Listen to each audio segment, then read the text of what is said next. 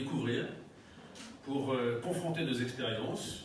Nous sommes les uns et les autres des élus territoriaux, enracinés dans nos territoires, et surtout, nous partageons un certain nombre de valeurs communes. Et d'ailleurs, c'est une chose que l'on observe, si l'on voit ce qui s'est passé sur les votes qui ont été émis depuis le début de ces législatures, très souvent, nous avons été les uns et les autres en concordance sur les différents votes par rapport aux faits gouvernementaux. Un travail même en commun a été élaboré lors de la réforme constitutionnelle, ce qu'elle est arrêtée mais qu'elle reprendra début 2019. Et au détour du travail qui a été fait sur cette réforme constitutionnelle, avec notamment le poids du Parlement, l'équilibre des pouvoirs, là on a compris les uns et les autres qu'il y avait un chemin. Et puis, ce groupe est original puisqu'il est constitué de 5 centristes. Il y a 3 radicaux, qui sont là, 4 députés qui ont décidé de quitter La République En Marche, un qui vient de la Nouvelle Gauche, et puis nos amis de cette très belle île de Corse qui sont avec nous. Parce que les uns et les autres n'étions pas suffisamment écoutés, entendus, et qu'en travaillant ensemble, c'est une capacité nouvelle à peser dans le débat politique. Alors, il y a 3 sujets vraiment qui nous rassemblent plus que tout. D'abord, c'est qu'on veut que cette France réussisse. Cette France réussisse, c'est bien sûr, notamment au travers de ses territoires et de leurs richesses, et je vais y venir dans une seconde. Que ce soit une France du développement durable, autour de 2 piliers. Est-ce que vous croyez qu'on pourra aller longtemps sur le chemin qui nous amène vers toujours plus de dépenses publiques? La soutenabilité de la dépense publique. Et quand vous avez Charles de Courson qui est avec nous, ça veut dire quelque chose. Et puis on a la chance aussi d'avoir des hommes et des femmes qui sont experts dans les problèmes écologiques et notamment la transition écologique, le développement durable qui est une urgence absolue et pour lequel, je dis bien urgence absolue, et pour lequel nous avons des voix écoutées et des voix autorisées. D'ailleurs, je rappelle, au détour d'une phrase, que Bertrand Pancher était le rapporteur du Grenelle de l'environnement. J'ai succédé moi-même à Jean-Luc Borloo à la tête du groupe UDI. Et le troisième pilier, je pense à Janine Dubiel, je pense à Sylvia Pinel, le fait qu'on ait une attention particulière pour les plus fragiles et que la justice sociale soit dans tout ce que nous allons faire et accompagner pendant la suite de ce quinquennat. Alors comment est utile le débat? Ce n'est pas un groupe pour un groupe. Vous avez bien compris qu'au travers de ces 3 piliers, on veut peser. Ce groupe, il sera indépendant. Un mot fort, indépendant. Libre. Libre de voter ou de ne pas voter. Libre de s'opposer ou de soutenir. Un groupe que nous aimons à résumer, un groupe de solutions et de propositions. Un groupe exigeant, mais dans lequel la liberté de vote sera permanente. Un groupe qui sortira des postures. Le Nouveau Monde nous avait expliqué qu'il n'y avait plus de postures. On les voit, les postures, tous les jours. Et un groupe, vous l'avez compris, dans lequel nous ne sommes pas le 3e groupe de la majorité. Nous sommes un groupe, très simplement, d'hommes et de femmes indépendants qui apporteront leur expérience pour la France. Les libertés, quel mot merveilleux que liberté que l'on a revisité, on en a parlé beaucoup ensemble. Les libertés individuelles, les libertés collectives. Liberté pour nos enfants, je parlais de soutenabilité de la dette publique. Est-ce que vous croyez que léguer une telle dette à nos enfants, c'est pas quelque part les aliéner? La liberté des territoires, bien sûr, gestion de ces territoires, des richesses qu'ils représentent. Et puis ce mot territoire. Alors là, au lendemain, une fois de plus, de la conférence du président de la République, je rappelle au détour d'une phrase que, avec le groupe UDI, on avait d'ailleurs déposé une proposition de loi sur une agence nationale de cohésion des territoires. Plus que jamais, la croissance après laquelle on court, on ira la chercher dans les territoires. Plus que jamais, les territoires, c'est un enjeu de démocratie au quotidien. Tant nos concitoyens ont le sentiment que les décisions se prennent tellement loin d'eux. Plus que jamais, nos expériences. Et il y a ici des élus qui ont été ministres pour certains, comme Sylvia, et qui ont des expériences qui vont nous apporter tout ce que nous connaissons comme énergie, comme innovation, comme capacité de rebond dans les territoires. Et puis les territoires, c'est aussi la responsabilité fiscale. C'est aussi notre volonté de donner plus de moyens à nos territoires. D'avoir une capacité pour des régions demain, par exemple, d'avoir des pouvoirs réglementaires, de gérer des fonds européens, enfin bref. Et puis, pardonnez-moi, le élu bashing auquel on a assisté la semaine dernière jusqu'à Balance-sur-Mer. Donc vous voyez que cette réflexion de 16 mois, parce que tout ça ne s'est pas décidé sur un point de table ce matin à 8h30 du matin, tout ça est l'aboutissement d'une réflexion mûrie, de débat, mais dans le respect de nos parcours. Je dis bien le respect de nos parcours. Et donc, très heureux de vous dire que liberté et territoire, où cette verticalisation du pouvoir, qu'on a pu la vivre, verticalisation qui impressionne, le président hier a fait un plan honorable, eh bien, exige une réponse forte. Donc nous apporterons cette réponse forte. Je l'ai dit tout à l'heure, l'écologie, pas uniquement punitive, où on va chercher 8 milliards de taxes en plus, sachant que le budget n'est crédité que d'1 milliard. La scène internationale, Jean-Michel Clément qui est derrière moi, chacun connaît son expérience en matière d'affaires étrangères. Bref, chacun apportera, parce que chacun, une fois de plus, pour la plupart sont des parlementaires chevronnés, ont exercé des responsabilités. Donc, un grand bonheur, une grande joie. Et avant qu'on réponde à vos questions, Bertrand, naturellement, qui va co-animer ce groupe avec de la collégialité, va naturellement vous dire quelques mots. Merci.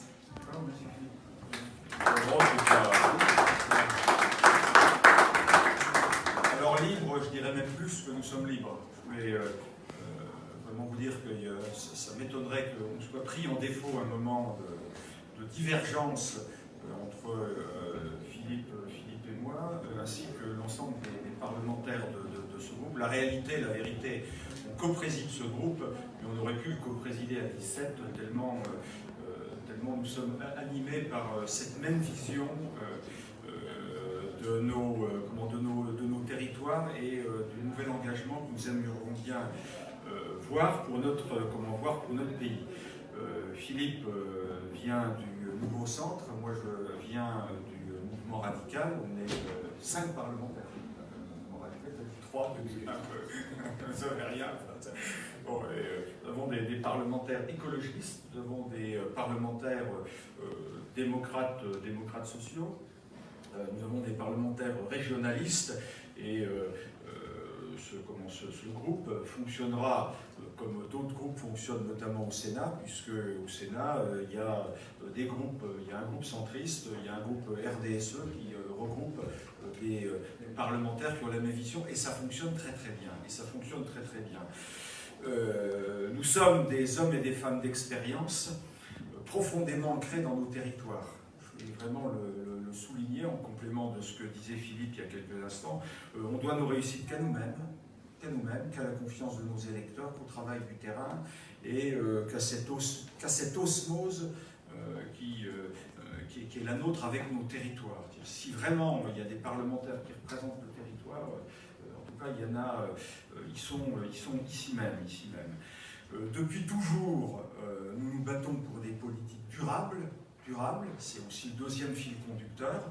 Alors les finances durables, l'économie réelle, on n'est pas obnubilé par la finance et le CAC 40, nous sommes pour un environnement sanctuarisé, par une justice sociale et par le respect de tous, à commencer par le plus petit d'entre nous tous. Et ce fil conducteur, c'est l'enracinement, et c'est cette vision qu'il ne peut pas y avoir de développement de notre pays, de nos territoires et même du monde sans vraiment cette vision complètement équilibrée de ce développement. Troisième observation, nous croyons éperdument à nos territoires, à tous nos territoires.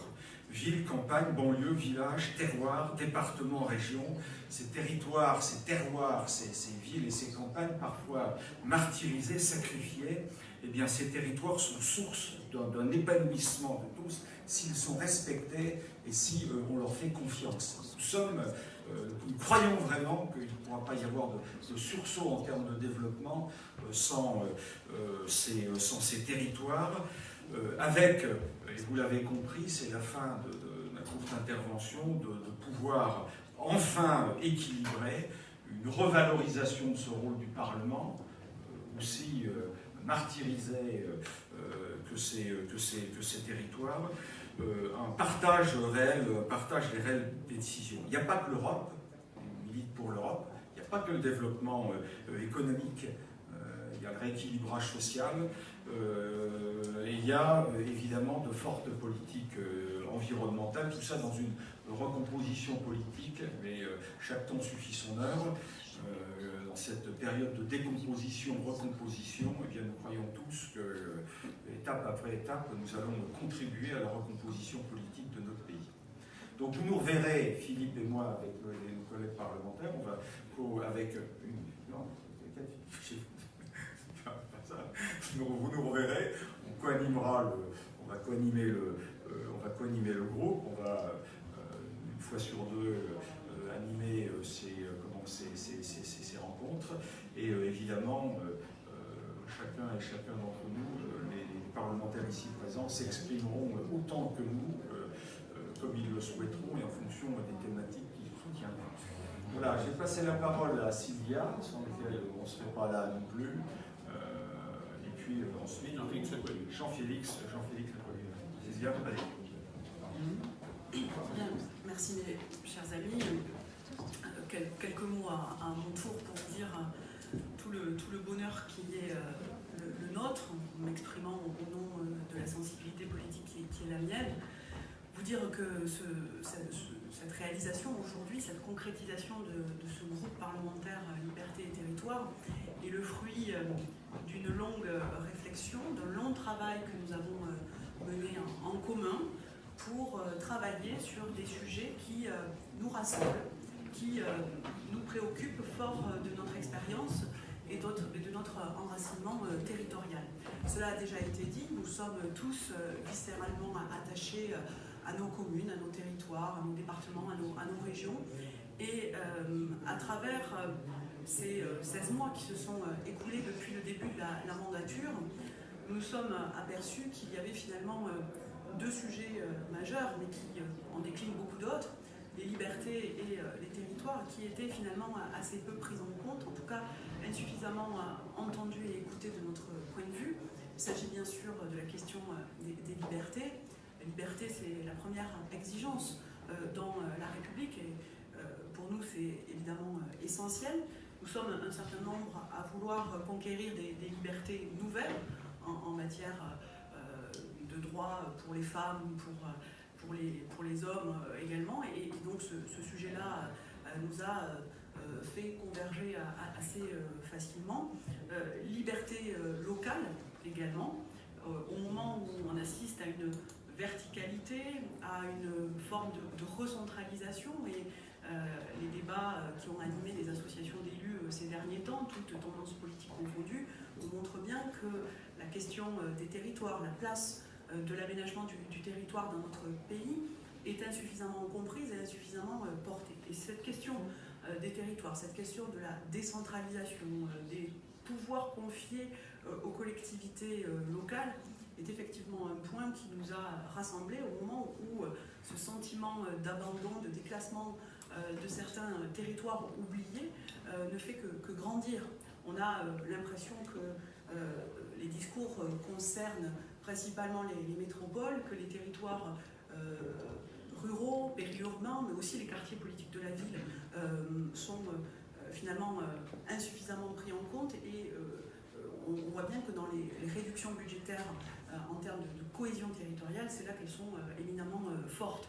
Et deuxième point qui nous paraît essentiel, c'est que ce sentiment de fracture territoriale s'accompagne aussi d'une question d'un manque de justice sociale et d'accroissement des inégalités par un certain nombre de mesures. Et en cette rentrée, la question du pouvoir d'achat a bien démontré que pour certaines personnes fragiles, et notamment les retraités, il y avait là aussi beaucoup de travail à mener. Donc nous sommes effectivement des parlementaires engagés, enracinés, avec des convictions fortes. Ces convictions nous ont rassemblés, nous ont réunis pour que dans ce groupe, nous puissions être à la fois source de propositions concrètes et efficaces qui viennent justement de notre expérience. Et nourris de cet enracinement local, nous souhaitons faire entendre une voix différente, mais qui ne soit pas uniquement d'opposition frontale caricaturale ou uniquement dans une majorité docile, mais bien une voix qui apporte des solutions concrètes pour les territoires et pour nos habitants. Et nous avons la conviction que les solutions innovantes, le volontarisme, face à des enjeux comme le changement climatique, comme la question de l'aménagement du territoire, comme la question des mobilités ou d'autres sujets, ne peut se faire sans nos concitoyens et sans les élus, sans en tout cas les entendre et écouter leurs propositions, et souvent ce qu'ils font chez eux. Puis il y a un dernier point, je vais en terminer par là, qui nous a aussi rassemblés, c'est la question européenne, qui effectivement est importante. À un moment où justement des échéances électorales sur ce sujet vont être présentes, il nous paraît important de réaffirmer un message pro-européen parce que les territoires et les libertés sont principalement concernés. Pour résoudre un certain nombre d'enjeux qui nous a rassemblés, eh bien, il est nécessaire et indispensable d'avoir cette question et ce prolongement européen. Donc c'est aussi une des thématiques qui est pour nous importante. Voilà ce que je voulais vous dire en vous remerciant, messieurs les coprésidents, pour votre engagement et pour le travail que vous avez effectué dans la mise en œuvre opérationnelle et concrète de ce groupe. Et je suis sûre que nous réussirons à porter un beau message dans l'intérêt général et pour les Françaises et les Français. Merci Sylvia. Mesdames et messieurs, chers amis, écoutez, nous dans ce groupe, je parle au nom bien sûr de Colombe Colombal, Michel Castellane, puisque nous sommes 3 députés autonomistes qui sommes en lien avec la majorité territoriale, mais je pourrais parler aussi du 4e député corse, François Conconne, qui est derrière, puisque et notre ami de Wallis pour l'aspect insulaire et d'autres régions, nous y sentons bien parce que c'était le fruit, c'était dit, d'une convergence forte, de débats longs, denses, riches, qui ont permis de concrétiser quelque chose qui est cohérent. Cohérent en termes de valeurs, ça a été dit. Nous sommes des humanistes, nous sommes des progressistes, nous sommes des adeptes de la justice sociale. Nous ne sommes pas pour des politiques budgétaires, pour paraphraser un ancien prix Nobel économique, John Stiglitz, fait par le 1% et pour le 1%.